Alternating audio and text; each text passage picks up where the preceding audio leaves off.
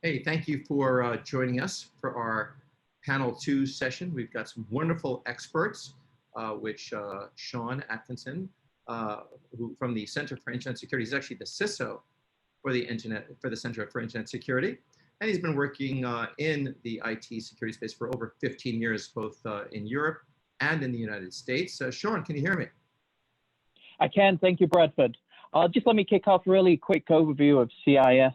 So CIS is home to the CIS benchmarks, the CIS controls hardened images, and also the home of the Multi-State Information Sharing and Analysis Center and the Elections Infrastructure Information Sharing and Analysis Center. So what I'd like to do is have each of our panelists introduce themselves. So let's start with Duncan. Hi everyone, nice to meet you all. My name is Duncan Goffrey. I'm the Senior Director of Security at Auth0. I manage a couple of different security teams there. So on the security engineering side, that's our detection response team, product security, security architecture, and a kind of evolving security intelligence function. And in case you haven't heard of Auth0, we're an identity as a service platform, a global platform. So we aim to make identity simple for application builders and developers. So you've probably used our product when you've logged into a website without even knowing it. So. Thank you, Duncan. Tony. Hi, good to be here. I'm Tony Anscombe, Chief Security Evangelist at ESET. We're a cybersecurity company headquartered out of Europe in Slovakia with offices around the globe. And we provide endpoint protection and protection for devices against malware and advanced threats in networks. As well as that, we do some encryption and authentication products too. Fantastic. Thank you, Tony. Christopher.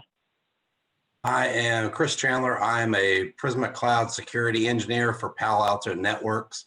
We are a SaaS-based solution for providing governance, compliance, container, runtime security for all three major cloud providers. Thank you. Fantastic. Thanks, Chris. JP. All right. I hope you can hear me. Thank you. On this side, JP from Onapsis, CTO. I'm one of the founders. We do cybersecurity and compliance for SAP and Oracle applications, ERP applications in general, and we help some of the biggest organizations in the world. Happy to be here and share some of those insights. Thank you, JP. And finally, Rex. Yes, hello everyone. My name is Rex Tolman. I'm the Chief Information Security Officer at Kforce. Kforce is an award-winning professional staffing and solutions firm that provides strategic partnerships in the areas of technology, finance, and accounting. Each year, our network of more than 30,000 consultants, 35,000 depending this year, and work with over 4,000 clients. About 70% of the Fortune 100 are our clients. So we're fortunate to probably work with many of you and appreciate the partnership. Fantastic. Thank you, Rex. So first question, Duncan, Tony, how do you identify potential malicious users before there's an attack, and then how do you defend against them?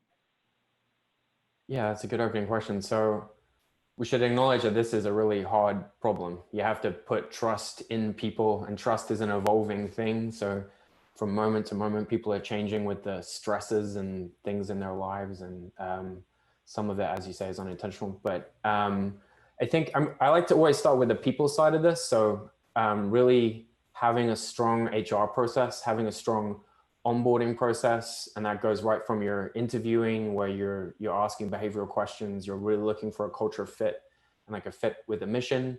And as you're getting through with a candidate, you're doing rigorous background checks. It's just so key to making sure that people don't get into your organization who had that intent from the beginning. And then really just setting yourself up for success down the line with things like NDAs and things that are enforceable if something does happen after the fact. So, but really that can help you weed out the low-hanging fruit of people who should never have made that through. And then what I like to think is building an open security culture within your organization where people can come to you if they're seeing changes in behavior, if they're seeing things that are a little strange to them, and they know that your team isn't going to overreact. They're going to be treated, with care, and that you're going to listen to them and you're going to react in that way, and that you can kind of take them forward. Because that's often what's going to happen is people's behavior is going to change, and it's from day to day potentially. And if their colleagues or their managers are looking out for that, then that's some good intel. So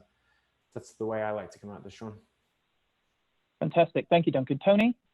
So employees probably fall in, and furthering, what Duncan just said, they probably fall into 4 categories. You've got the disgruntled employees, the malicious insider, the negligent, if I can get the word out correctly, employee, and maybe the whistleblowers. And actually, during this pandemic time, we've probably got people that don't normally fit into some of those categories, but you've got furloughed employees, you've got employees that may be not receiving salary. So you've got employees that may actually be feeling anti-company and be turning towards that maliciousness.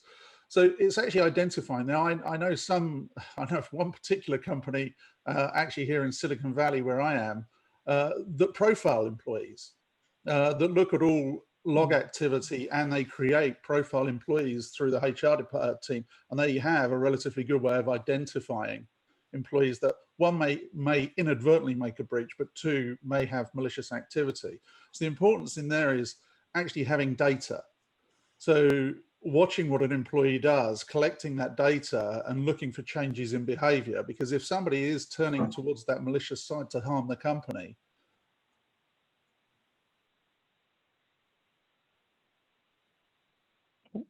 they're moving in that direction and address it as it happens.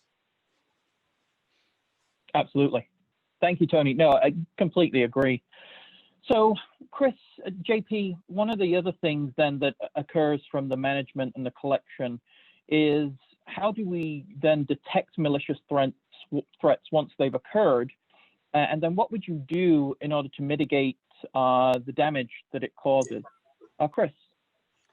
So specifically, our product focuses on the behavior of how users are interacting with their workloads that have been deployed into the public clouds.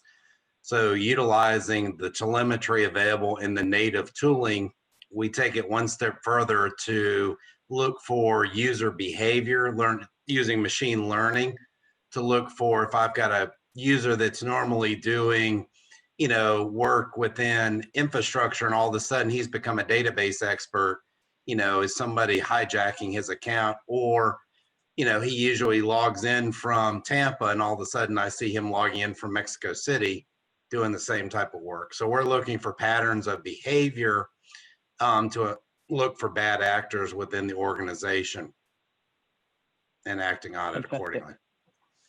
No, absolutely. Absolutely. And again, that telemetry, that understanding from the behavior perspective, then obviously provides the insight that's critical, for managing insider threat. Very good. JP, same question. Yeah, absolutely. I think I completely agree with your previous statements. And basically, it all starts with visibility, right? If organizations have so much infrastructure, so many applications today, and even in a more complex scenario where everyone was forced to work from home from one day to the other, and started opening up more and more access and getting infrastructures even more complex. So it all starts with having the right visibility, being able to spot those behaviors. So machine learning, AI, and some of those technologies can help significantly to be able to model what users typically do. And then whenever there is a change in the behavior, try to identify that and act accordingly. But it all definitely starts with having the right telemetry, the right data points, because otherwise, if you don't go through infrastructure, network, endpoints, applications, each one of those pieces of the puzzle of the overall IT landscape will give you a small piece of the puzzle. So in our case, for example, we do security and compliance on ERP applications, which happens to hold the crown jewels for the organization, right? So we work very hard into identifying really what are users doing typically, and how can those behaviors change over time, and we can spot that in the context of the overall security posture, right? Someone connecting at let's say, an unusual time of the day from an unusual IP doing things that were not usually part of the pattern of behavior. So a lot of those things definitely help building those indicators. But as I mentioned, it all starts with visibility and bringing the right partners into the equation to be able to build that. Yeah, no, JP, it's an interesting proposition, no question. One of the things, personally is, building an insider threat program is being able to, one, pull the pieces of the puzzle together, but then knowing that I've got the full picture, if you know what I mean. I'm building a puzzle without really necessarily the end point in terms of, am I complete in terms of my ability to, one, attain telemetry, two, allow that to inform me that, there may be a potential threat, insider or not, right? And then we have to differentiate and manage that appropriately. So fantastic, thank you very much. So then next, Rex, one of the things is, how do you identify areas where there's an unintentional insider threat that may occur? And then how do we look to prevent human error from really causing then a breach? Well, that's a great question, Sean. One of the things with it being unintentional is that it's difficult to anticipate, but there are some important things we can do. For example, identify what are our biggest threats for the unintentional breaches. Where would that occur? What type of data do we have? So we need to identify the data that is really important to us. Depending on our company, it could be intellectual property, it could be financial data, and it could be health information, personal information, whatever it might be. And then to help us to identify those areas, which systems house those crown jewels or are used to help with those business processes. And that's really the third thing to me is, what are those core business processes that our business relies on, that whether it is for resiliency or whether it may be from a data protection perspective, that could help cause a breach unintentionally for that. And then that includes things that sometimes are obvious, that are easy for us to get, such as, what preventions or what do we have in place that would prevent a user from sending data unintentionally to a Google Drive or a OneDrive or GladdyNet, whatever box, Dropbox, whatever storage solution there might be. And then you of course you have the potential of IT, shadow IT, that are using different cloud systems. And so those unintentional efforts to try and help provide inertia or speed of business, if you will, where they sometimes bypass some of the company controls, put your data at risk. And so the second question is, what can we do to prevent that type of error? And one of the things that I think that has been mentioned a couple of times today that I very much agree with, and that is some of the proactive things we can do. For example, limiting the access management unintentional activities that could occur around, and exercising things like least privilege or need to know, so that we don't have access beyond what's required to do our job.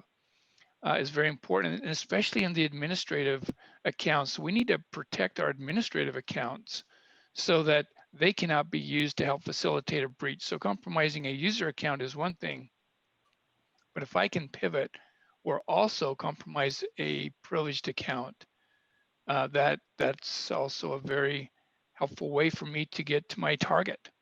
And so the utilizing separate administrative accounts so that they have specific controls around them is very important. Then lastly, I would say we need to do assessments. And so a very good information security team being able to do, whether they're vulnerability scans, making sure we utilize such as like CIS hardening standards that are very, very helpful to reduce the likelihood of the unintentional events happening. So those are just some thoughts that I think are very important as we as we try to reduce the threat from insiders. No, that makes a lot of sense, Rex. So in 2 points I just want to pick up on. One, the business processes. Absolutely. One of the things I've been playing around with is scenario analysis and looking at the different business processes within an organization and how those can contribute to threats. So I'm identifying my threats within the organization in order to look at one, well, privileged access controls, absolutely. Least privilege, monitoring the access controls to make sure that, I've made sure that, I have the boundaries between specific data sets, specific, virtualized or containerized networks and things of that nature, in order for really the way I've been pivoting is with software development. So working with some DevSecOps processes and looking at the monitoring and maintenance of the underlying metrics of, let's say call it the base failure rate. So one of the things I was thinking from an insider threat perspective, and I kind of want to get everybody's perspective of this, is, I think of the insider threat as being malicious, but it may just be I don't have the necessary training in order to build security into my development pipeline, as it were. So I'm missing that underlying knowledge in order to prevent vulnerability from entering, from an insider perspective, is I've contributed to that code base, which has then caused the vulnerability. And if I've not got, necessarily, we could do static dynamic analysis and things of that nature in order to catch that.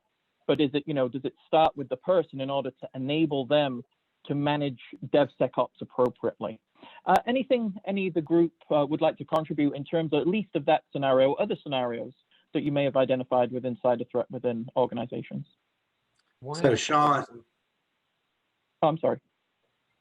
Oh, sorry. Duncan, please. It's interesting with the Zoom setup. I will, so as Rex was talking, I think I might just be reiterating what he was saying, but it's once you've identified where that data is, it's really, can you reduce access to it? So like, that's the most successful programs I've run. It's like, how can I take this away from people, but still let do their jobs? And how can we automate away this manual process? Because a lot of this, unintended consequences comes from good intentions where people just haven't automated a process and they're doing it by hand. So it's okay, I know where the data is. How can I reduce access to it? And how can I build the tooling for people? And I think you were getting that a little bit too, Sean. Like, how can I build safer access for them to that data that kind of preserves my security principles? Yeah, because then that adds to the puzzle, right? To the overall understanding of this is my, what I'll call the threat landscape in terms of insider or potential external threat. I'm sorry, please. And just following up to that, Sean, enabling developers that security is not a blocker, but actually an enhancement to allow them to develop at a faster speed and a safer deliverable, is kind of that DevSecOps is really a lot of education around what Rex mentioned around business processes is, showing them that security is here to work with you to help you get to where you're going quicker and safer, not to be the old acknowledgement that security is here to block and stop you from, moving forward with innovation. So. Exactly. Yeah, no, completely agree. The additional thing that comes to mind, your good example, Sean, about, that SDLC process and DevSecOps is also making sure that our cultures aren't helping to further propagate some of those unintentional consequences of trying to move too fast so that security gates may not be developed or maybe bypassed in order to get code to market quicker. And so really looking at some of our systemic processes to make sure our culture is not encouraging that to meet those demands, I think is a very important aspect of that as well. There's probably there's probably a really opportune moment. If you take the last 6 months, if we go back 9 months, the world was very different, completely different for everybody. Now, people have developed systems. Even if you just look at video conferencing systems, etc., they've all developed and they've all moved on. It's probably now is a good time actually for a lot of SecOps and dev teams to go back and look at all the things they changed in the last 6 months and go back and audit and make sure they did implement the right changes in there, the right protections and the right processes and procedures. Because I can guarantee a lot of things were done really, really quickly to keep a business running and send people home. I mean, we see that with things like RDP and, so people connecting remotely, some of those systems that were companies are using maybe aren't always protected in the right way, and they tend to get forgotten. And I think somebody mentioned earlier on Dropbox and Google and stuff. Go back and make sure that every employee understands what the standard is and where data should be stored and how it should be processed. Because a lot of employees started sharing things between themselves because there wasn't a formalized way. Absolutely. I think as we've, moved to the remote culture, as it were, it's always about delivering business value, but it's not to undermine security value in order to do that. And you're absolutely correct. I think as we integrate, our personal and professional lives, as it were. So if I'm using, a Google Drive, I'm sharing information, there's the potential I'm logged in as my personal account, and now that has access. So my kind of the landscape of threat is increasing exponentially, especially with what I would call emergency change or just change in order to enable us within, through pandemic scenarios, as it were. So I agree, Tony. Yeah, and Sean, Okay. Sorry, just to your point, I wanted to contribute in two scenarios that we have seen significantly in organizations and I think are really relevant to your point. One is the digital transformation. Like organizations go through renewing all their applications, getting the latest and the greatest technologies on their ERPs, on their internet-facing applications, getting insights, instant insights, analytics, and lots of different technologies. And most of the times they don't consider the risks that is inherent to the technology, right? And we are not talking about old technology, it's brand new, but understanding what it means to adopt that technology, how to expose it, how to enable it, to restrict rights, as many of us have been talking about, making sure that the person that can really access an application should be only able to access that specific data point that he needs. And that has been consistently over the past years in many of SAP and Oracle customers in our experience. And these applications are heavily customized. So to your point, DevSecOps processes, making sure that the right quality gates and security gates are in place is paramount to security of the overall business applications and the overall business processes. But I think this applies to all the IT landscape as well. Oh, absolutely, JP, no question. I kind of look at the applications and bringing in controls and thinking, did any organization react in a way that we've got to put DLP in place, to talk about Rex and Tony's issues there that we've discussed. But just setting a DLP in place is not just, turn it on, fantastic, we're protected. I've mitigated and I've reduced my overall attack surface. That's obviously not the case. So, from Tony's perspective, the audit and curation of the last 6 months needs a lot of, I think, hand-holding through the processes to manage. Have we, implemented security efficiently? Have we gone to remote capability efficiently? And have we maintained security? And is there anything we need to look from an insider threat perspective that we, 9 months ago, it was a different world, right? We're in the kind of the new security era, as it were, with pandemic response. And, what are we going to do? And start setting up these different programs. Because again, you see companies now mentioning, it's going to be mid-2021 by the time they return to work, a physical on-premise, or whether or not it's just remote forever. So those just add interesting elements, I think, to overall insider threat and at least the consideration of the risk of insider threat as well. So I do have one last question that I'd like basically everybody to review here. It's similar to that process, but it's putting the onus on employees and really from security's responsibility. So what more can we do to raise the bar on the level of knowledge in terms of employees and how they should be safe online? What can we do in order to put in a program or give them the responsibility to do the right thing at the right time? And again, this is to the entire group. Well, can I cut in there? And obviously the big thing there is education and awareness. You know, we hear continually about cybersecurity awareness training, and you know, a lot of companies do this on an annual basis, and I get that, but I actually believe when something special like this happens, you need to do it more frequently. You need to customize it, and you need to talk about the environment they're working in right now.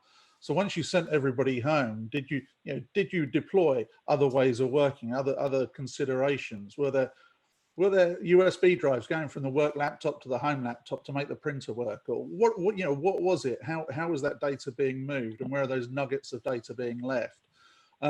So to me, cybersecurity awareness training is a must. And to be honest, in this moment in time, I've been running that every 3 to 6 months, to make sure that employees think about being part of the business while they're not in an office.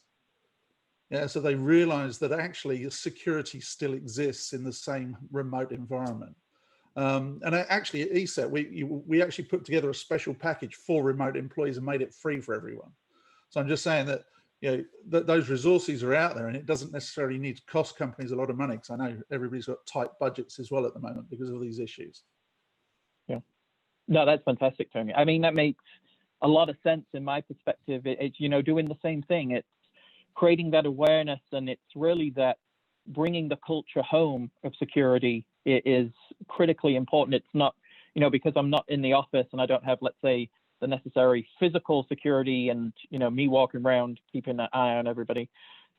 Loss of that doesn't mean we've lost security, or you've lost the responsibility to be secure in the work that you do. So completely agree. Thank you. Any others? You know, Sean, it's to the point where you need to provide continuance governance and oversight, because, you know, you've made it home and you've made it very easy to consume. You know, we used to have the worry of shadow IT. Well, you know, that worry, you're now at home with no controls in place. So, you know, you have to keep a governance over what you're doing and how you're conducting yourself with an online presence. So, you know, it's not enough to just audit, you know, security audits in a quarterly basis. You have to become, you know, constantly vigilant of what's going on, how you're deploying things, and how you're consuming things in the environment. So agreed, definitely. Thanks, Chris. Yeah, you know, I think about the current situation we're in with our full-time remote workforce for so many of us, and so for so many of you who have clients that are, you know, on this part of this conference today. We talked about education and training and that ongoing need for that. And I think part of that transparency is really helping, or transparency is important to help them understand some of the behaviors that they may inadvertently cause, such as you may use a specific WebEx, for example, as your video conferencing platform, but now because of the environment, you have to use a lot of Zoom. Well, we know about some of the Zoom security challenges that there have been. They've responded to many of them and have done quite well in many areas, but that's an example of that. And you know, in the printing at home, how do we handle that? And the reality, whether we'd like to admit it or not, is that full-time remote also could put us into additional risk situations, such as roommates, significant others, spouses. I've had to deal with that a couple times in my career, where a spouse has been part of the data theft, you know, with the computer left unlocked, and we would never believe that would happen, right? But unfortunately, some of those things do happen, and that personal education also is a great way to help get their attention. You know, how do I better protect my kids at home, or better protect my own personal finances, etc. And many of those types of education opportunities also for home help me to be a better employee at work to do that. And then, you know, there's phishing simulation that is out there. For most of us, the phishing is our biggest threat. And so a fairly aggressive yet appropriate phishing simulation and training I think is really, really key, because we've all heard the statistics about the tens of thousands of websites that have been stood up for just COVID-19. And to provide some real data, even linking to real websites, but in the background, malware is being delivered right to that specific machine. So all of that education together, I think, is very, very important in working through that. Absolutely. Thank you. Yeah. Rex. So I think I have to agree as well. It's like education and training, definitely paramount of a secure organization overall. It's not just about the education as well. We heard about phishing simulations. I think it's also key to test that, right? Make sure that whatever you are consistently educating your employees about, you have metrics around what's the effectiveness of that training, how are my co-workers, my employees really behaving in these type of situations, like phishing, like social engineering, and many other ways that you have to really measure the effectiveness, right? In a real world scenario, how would my employees behave? Would they click on that link or not? Would they give their access to someone they are not they don't know or not? So that's the other piece of the training, that really, how do you make sure that that's getting into your co-workers and your employees' behaviors? In the end, that's what we want to have, right? Well, and that, Exactly. can I just add one thing on there? Because I think you just brought up a really good point, is about the employee behavior, is also not to penalize an employee. If somebody does click on a link in that phishing test or that experiment, this is not, you don't come down hard on that employee. You reinforce the message, you go back and educate positively again. You don't want employees going into one of these tests or into awareness training, with this negative stance of, oh, I'm going to be looked at, I'm going to be penalized if I do the wrong thing here. It should be a fun and positive experience. Absolutely, Tony. No, agreed. Sorry, I was going to jump in there, Sean, because fun is where I was going to kind of lead into the education piece too, because I think as a discipline, sometimes InfoSec professionals are not the most fun group. So taking a step back, my engagement scores have probably gone down now. But thinking about your audience and thinking about what they need from you, and I've tried to mentally approach the annual training as actually our opportunity to speak to the whole company in one go. And it's not something that I want them to just check the box and click through. It's something that I want to be fun and engaging. And we have a very creative security culture manager who does a really great job at producing that fun, kind of engaging, but training that's going to deliver the message that we want. And we, in our environment, a lot of our services are non-traditional in that we use a lot of cloud services. Probably everyone's environment is looking like that. So users' behavior in a work environment is starting to look more like their home environment anyway. They're logging into different apps that are behind the scenes. We've got single sign-on. So it's like, okay, can we teach them things that are going to raise the bar at work and in their life too, using password managers, making sure they're trusting the boxes that they're logging into. And we've kind of also tried to encourage them to teach that to their families. We've been open about it too. We've produced some content to be like, okay, we've entrusted you with this knowledge and like we've raised your bar, so why don't you go and do that for your loved ones and your family? And that's been effective for us. So. Hey, Sean. That's great. We've got a couple of questions. Bradford. Hello, guys. Oh, please. Very nice conversation there. Here's a great question for everyone to give a quick 30-second tidbit on. Do you let employees know you're watching them? This is from James from, I guess, Florida. Do you let employees know that you are watching them as a means of prevention, or does that give them an edge to circumvent and still cause problems? You definitely need to let them know. So that should be in your security policy, and you should definitely be you should be open and transparent at all times with what the security team is doing, and you shouldn't be trying to catch people out, and that kind of also put you on a bad legal footing down the road. So it shapes. Yeah, from a privacy perspective, I think you need to disclose that. Yes, you do. Your computers may be watched at any time without any notice. So.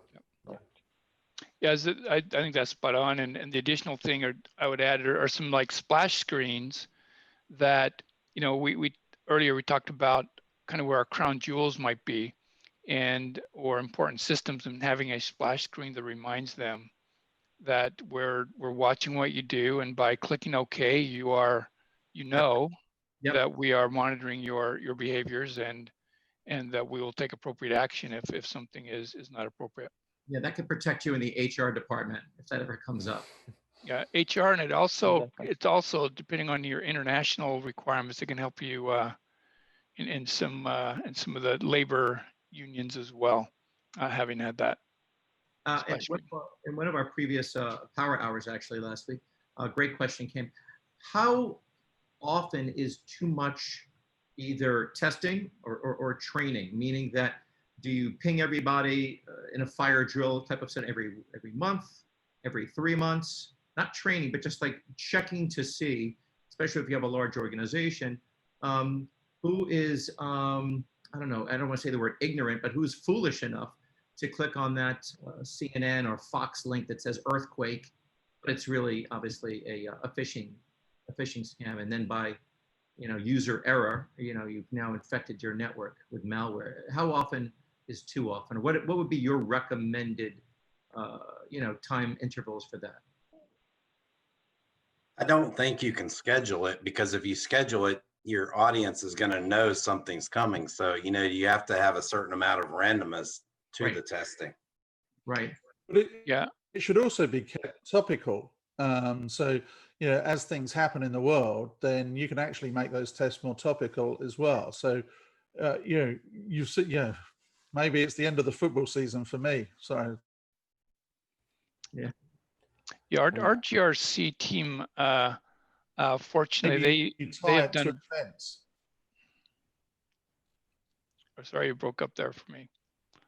I was just going to say our GRC team, fortunately, has been on top of that, and it will happen 5 or 6 times a year globally to everyone in the company. But there's targeted phishing that we will do, for example, toward IT administrators, towards finance and payroll, towards HR, executive targeted phishing, etc. That is more applicable. And to Tony's point, which I think is really critical, is that sometimes there are events going on that you want to leverage as part of that phishing simulation. Yeah. To do that. Gotcha. Here's one last question that we have time for.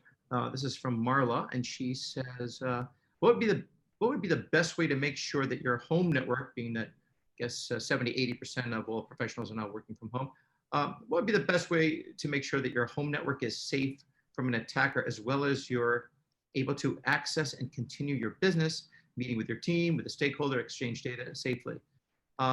Is there any type of methodology, or is it, what is the checks and balances? Because everyone is now on their home, you know, cable box from the cable company. You know, that's your firewall these days, a $10 router. It's not in the protection of a firewall in a professional environment that's already been tested and true.